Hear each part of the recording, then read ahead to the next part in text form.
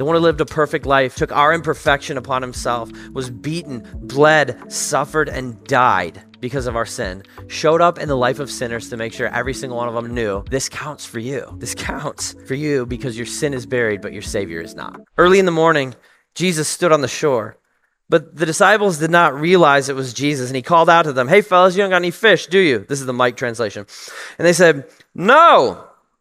And he said, "Well, throw your net on the right side of the boat and you will find some."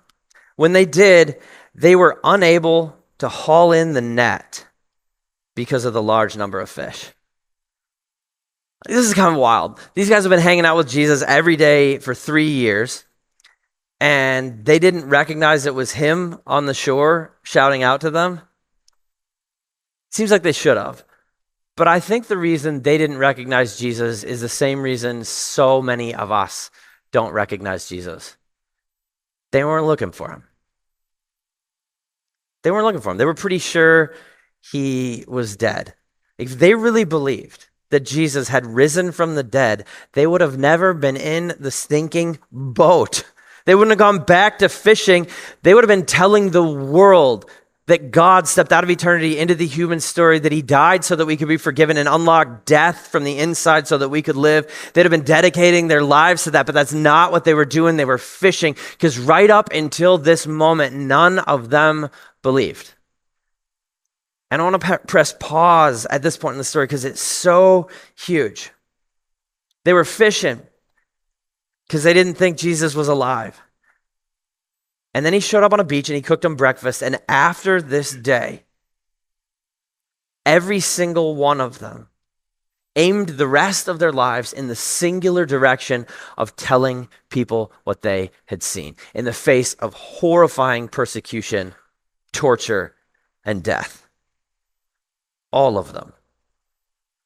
And I think there are people who want to believe that the resurrection is just a hoax. They're like, dead people stay dead. And that's a fair point. That's good science, except for one guy who was God and death had no power over him. But to believe that these guys who were completely out until that day in Galilee, suddenly were completely in and were like, you know what, we should all just die for this. To believe that they made up that lie is a stretch, both sociologically and historically. It doesn't make any sense. This wasn't an April Fool's prank that went too far.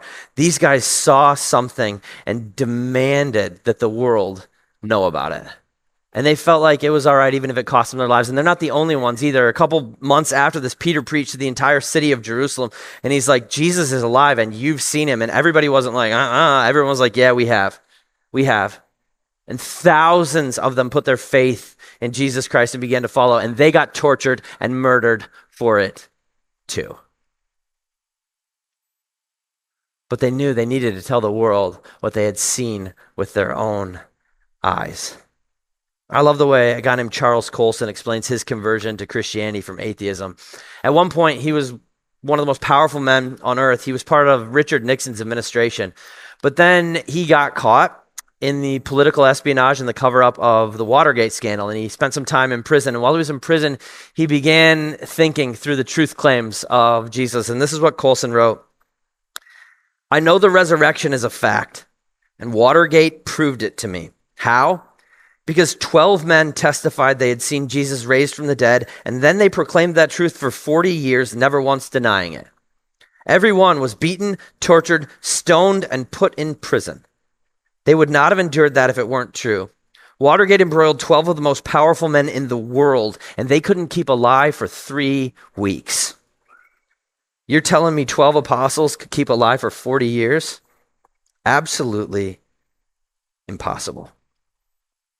So back to the story. We're in this moment between the disciples going to fish and the disciples understanding that Jesus truly was risen from the dead. And they didn't catch anything. And then some random guy on a beach yelled, try the other side, which is pretty insulting to a bunch of professional fishermen. But then they tried the other side and they caught a bunch of fish. And if you're familiar with the Bible, you might be thinking, like, I've heard that story before. I know that story. Well, this isn't the first time that it happened. The first time they ever went out, caught nothing. Some guy on a beach yelled, try the other side, and they caught a bunch of fish. This happened in Luke 5. It was the day Jesus met Peter. The day Jesus called Peter to follow him. And here at the end, Jesus is recreating that moment for Peter because he wants to teach him something. And notice, Peter hasn't said sorry to Jesus yet for lying that he never met him. He hasn't gotten his act together. He's the one who convinced everybody Jesus is dead and he's not coming. Let's go fish. I mean, he's all messed up. And then Jesus recreated the moment of his calling to say, Peter, I'm pursuing you even in the middle of your mistakes. You guys, Jesus doesn't run from people who are messed up. He runs to them. He runs to you and to me. He runs in our direction despite all of our fears and our faults and our failures. I think right here, as soon as the whole try the other side thing worked, the disciples knew. They flashed back to that moment where Jesus had done this before, and they're like, oh man, it's Jesus. And as soon as they knew it was Jesus, Peter went full Forrest Gump. He was just like, let's go. And he legit, John writes that he threw off his coat, he jumped in the water and started swimming for Jesus. I love so much that that's Peter's reaction. In part because it's hilarious, and John makes fun of him in the Bible. John makes fun of Peter a lot. Like when they went to the tomb, John's like, we ran together, I ran faster, Peter is slow. And then in this moment, John's like, Peter jumped in. We were 100 yards from shore, so the rest of us rowed like 4 times. We passed him on the way. We're like, hey, dummy, don't drown. Like, I love that that's just part of the Bible. Just dudes making fun of each other. But also, I love that that's Peter's reaction because I hope that it'll be our reaction this morning. Peter jumped into the water because for the first time in his life, he fully understood that the love of God is bigger than our failures.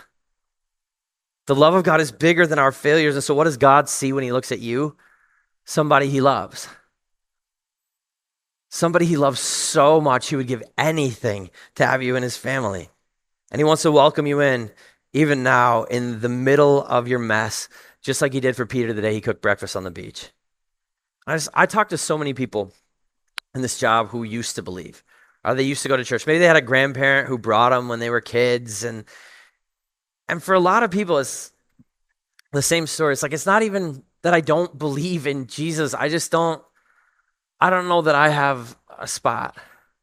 I don't know how he could want me after what I've done, after where I've been, after who I've become. And I think for so many of us, when we think about God, honestly, we just hear like this screaming condemnation of our guilt, and we want to look the other way because we can feel the frown of heaven. But in this story, Jesus didn't look at his disciples and be like, what are you doing in the boat, you idiots? Get back here. Get out of there. He stood on the beach, not confronting, not condemning, just cooking breakfast. And that didn't happen just chronologically after the resurrection. It happened because of the resurrection. The one who lived a perfect life, took our imperfection upon himself, was beaten, bled, suffered, and died because of our sin, showed up in the life of sinners to make sure every single one of them knew this counts for you. This counts for you because your sin is buried, but your Savior is not.